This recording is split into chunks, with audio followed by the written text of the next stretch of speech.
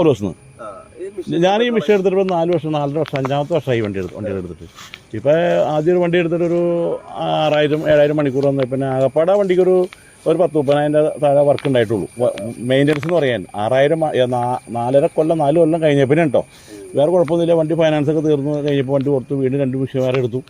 ആ വണ്ടികളും സാമാന്യമായി വണ്ടി ഓടാണ്ട് കുഴപ്പമൊന്നുമില്ല. വണ്ടിക്ക് നിലവിൽ 100% ഗ്യാരണ്ടിയാണ്. ടാറ്റയുടെ വണ്ടി ഞാൻ ടാറ്റയായിട്ട് അത്ര ടൈപ്പായിട്ട് ജീവിക്കുന്ന ആളാണ്. ടാറ്റ ലോറി ഉള്ള സമയത്ത് ടാറ്റ എടുക്കാറുള്ളൂ.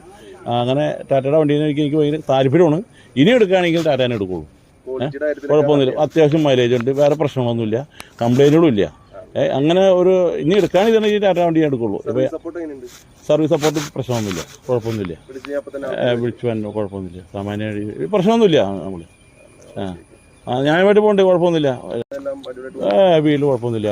മക്കളുടെ കാര്യങ്ങളും വീട് ഞാൻ ശരിക്കും പറഞ്ഞാൽ ഇത് പറഞ്ഞപ്പോൾ ഒരു വീട് പണി നടത്തി എന്നുള്ളതാണ്. മുകളിലേക്ക്